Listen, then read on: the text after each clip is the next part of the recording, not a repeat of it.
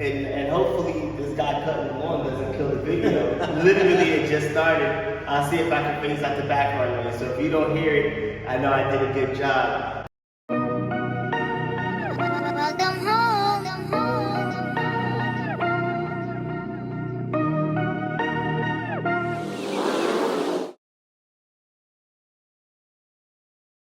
This is a long hallway. We're at the end.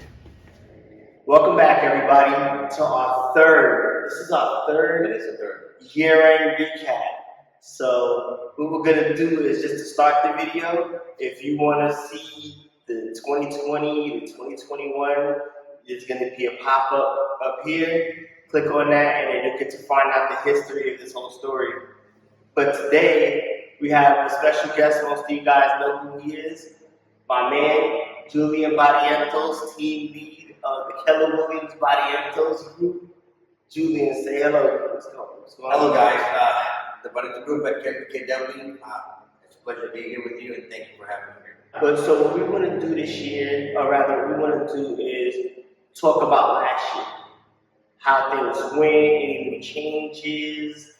So let's start with Keller Williams. Okay. I started out with Keller Williams. I was on a team and with an old Army friend of mine who recruited me just a mile, and I did great. It was phenomenal. You know, I had great training.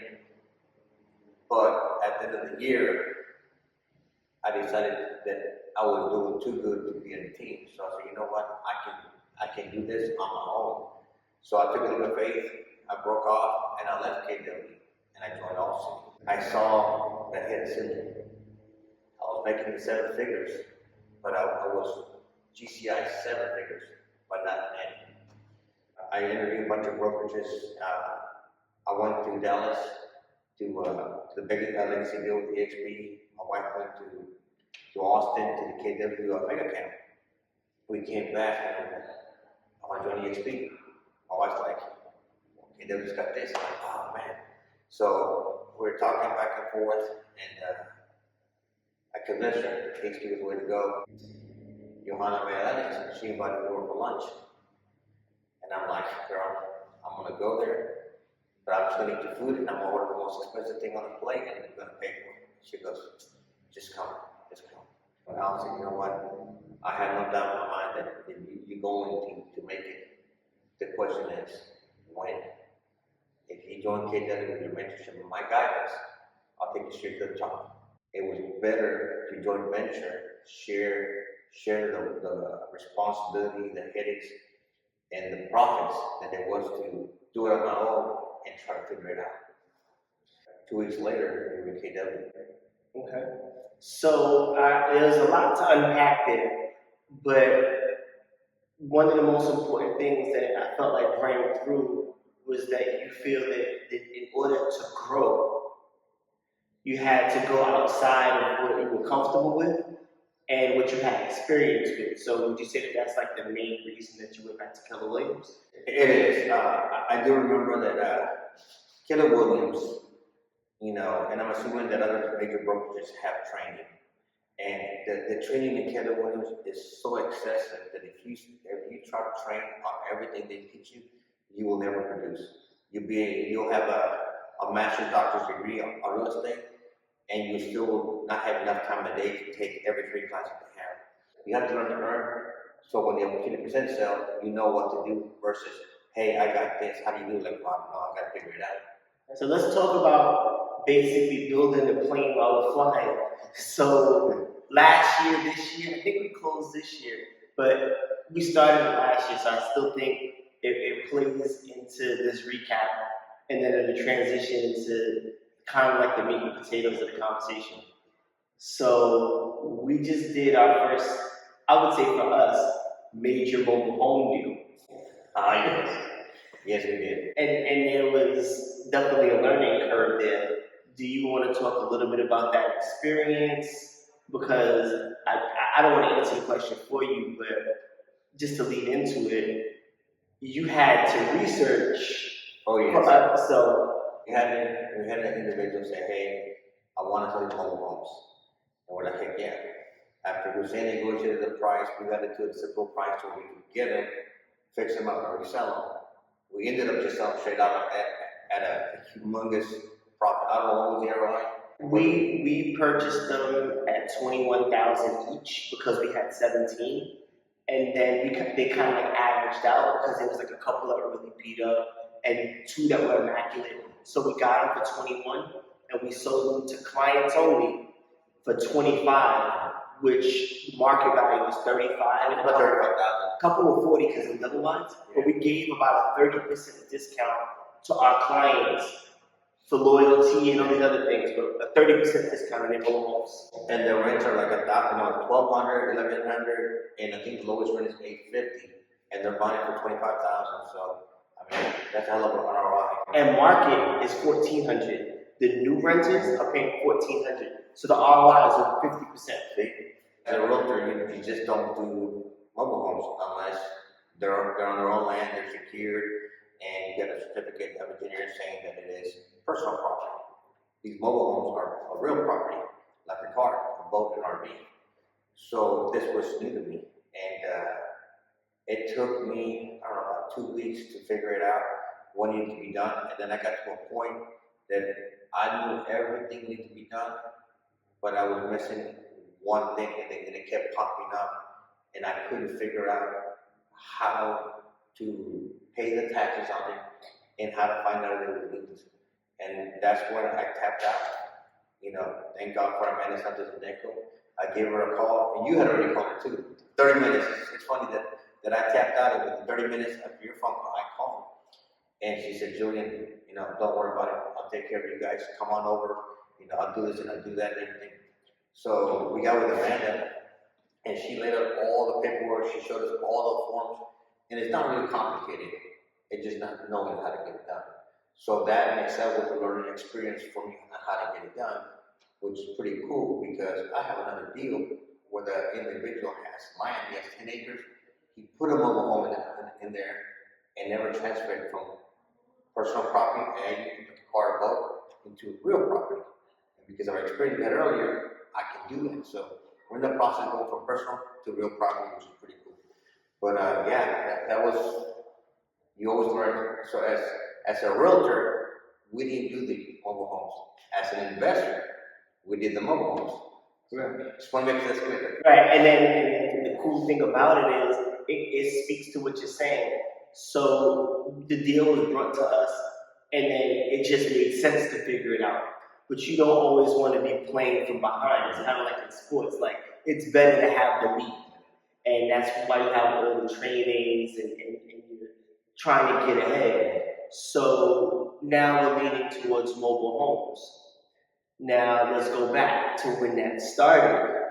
Because the original deal was $650, we ended up at $340. So we're talking about basically 50% cut. So now, why did the prices drop? We got to go back because the beginning of 2022. Let's talk about the beginning of 2022.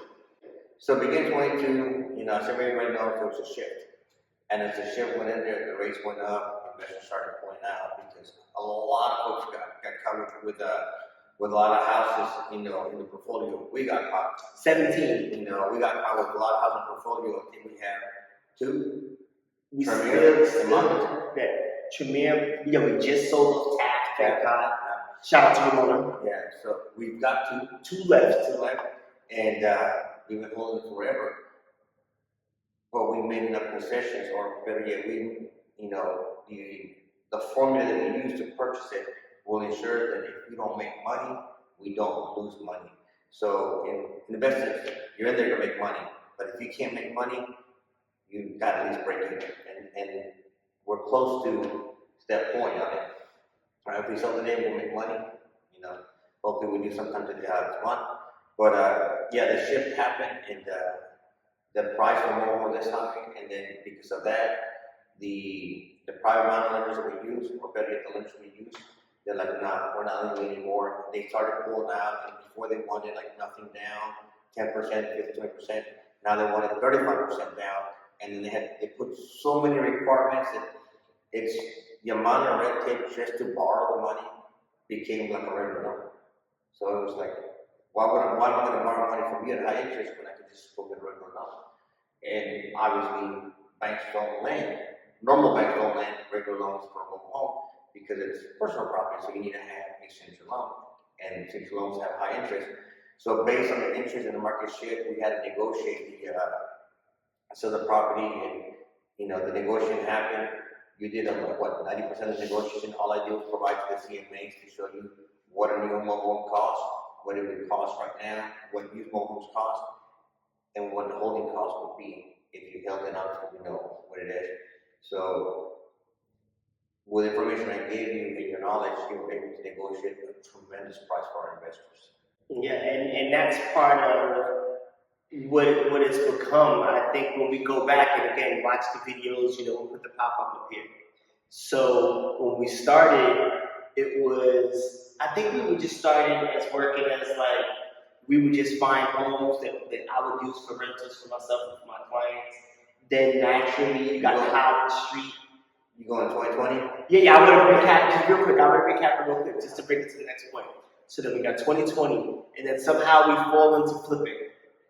And then flipping was like the best thing since sliced bread. It carried us into 2021. And then these wholesale opportunities kind of made sense. And then Julian would make sure everything was right. Exactly, we used the right title company. We had people bringing us cheap properties because the market, there was so much room. Boom, 2022 came. We knew at some point it was going to end.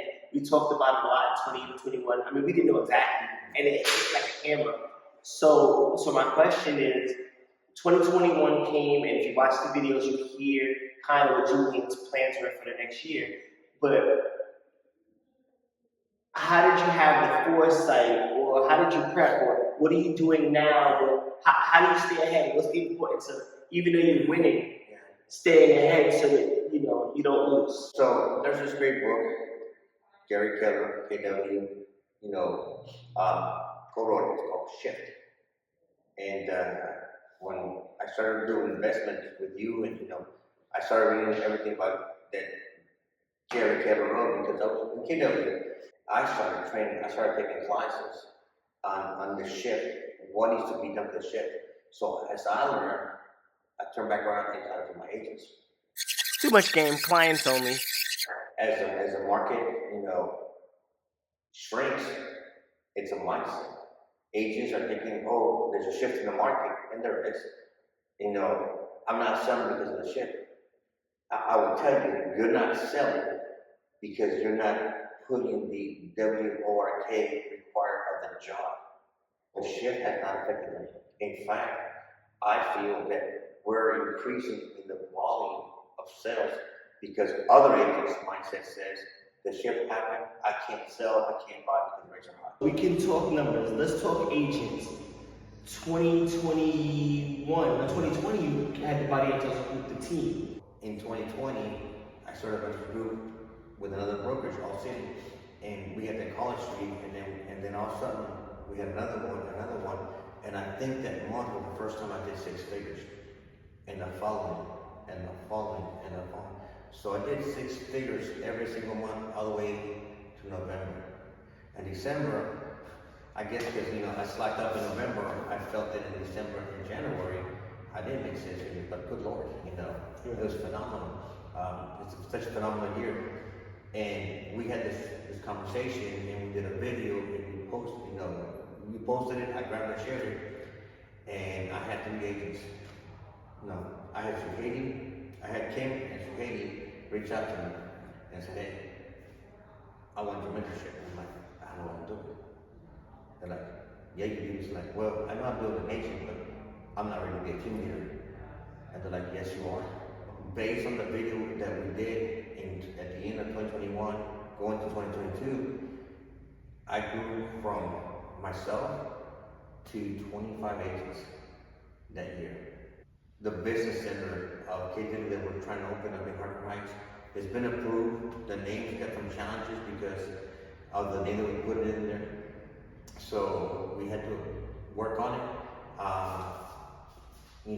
The broker doesn't think it's going to be an issue getting approved now that we explained to them the why. So we should have, KW 4 Cavazos, because for Hood will be 4 Cavazos. So it's KW 4 Cavazos coming up here, hopefully in April, May, we'll will be able to open up their offices and then have a grand opening in June timeframe.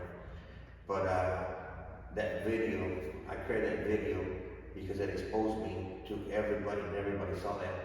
And as the agents came in, and they just followed the recipe, the blueprint, the map to success.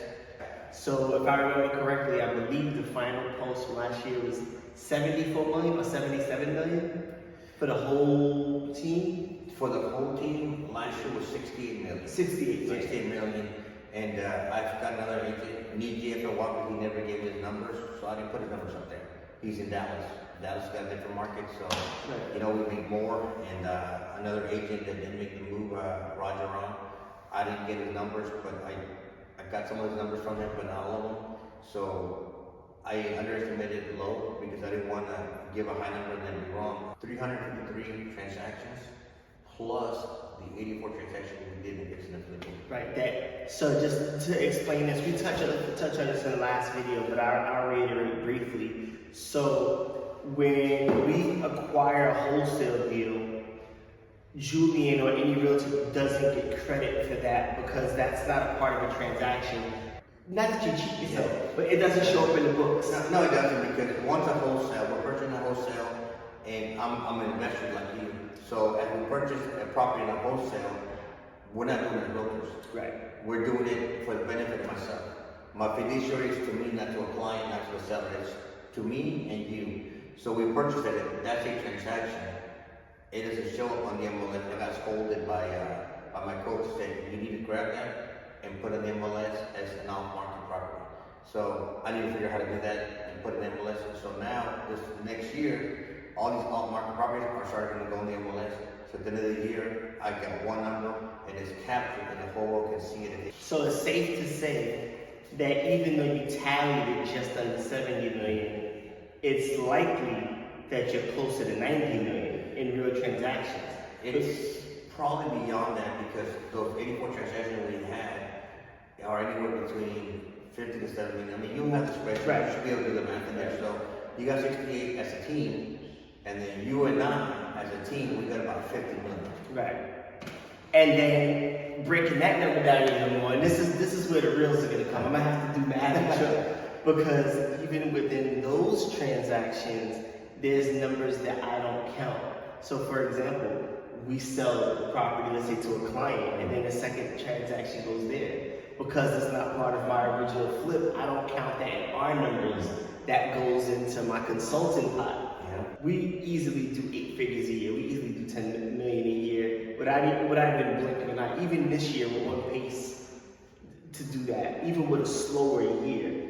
And then one other thing that doesn't count is when we keep a rental. Yeah. Because there's no final transaction. So there's so many numbers that don't get recorded, and I just want to clarify that because even though I'm going to say 70 for shorthand, even though 70 million is an impressive number, if we could count every transaction, we'd be way over a million, over 100 million, over 100 million. Over 100 million in 1 year. We're not making 3% off the fix and flips.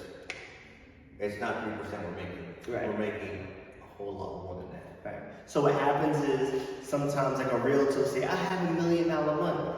And traditionally, if you're on one part of the deal, you make 3%. So that person made 30,000 gross because you have to pay a broker or you have to split it, or if like you have to pay you generate like KW. So which 30,000 a month is not a bad month. I'm just saying, but I want to break down the numbers to people who are watching this for the first time who don't know. Maybe they'll go back and watch the other videos. So they do $1 million in sales.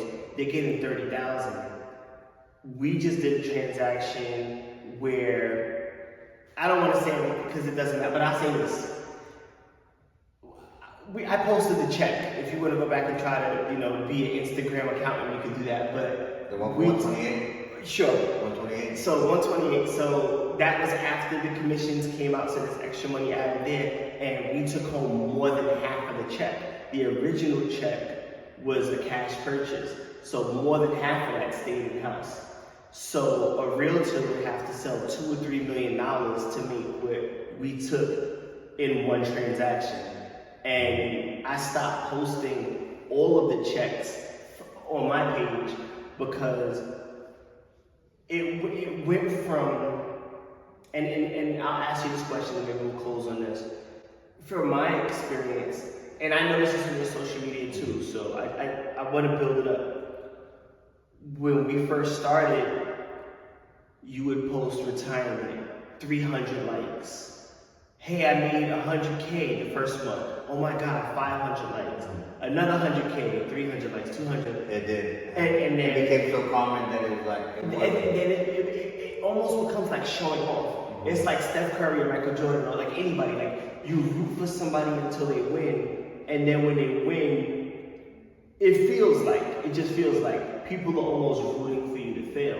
So I stopped posting our transactions because at some point it almost looks like bragging. But as a realtor, as a team lead, as a broker, you have to share your numbers. So the question is, do you feel or have you noticed that with your success, the support isn't as good as when you weren't winning as hard?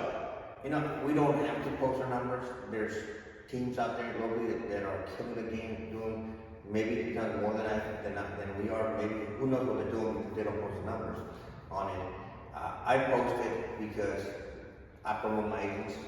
I want the world to know who's out there killing the game and show them that they're doing phenomenally well, that they're being mentored and led by a great institution.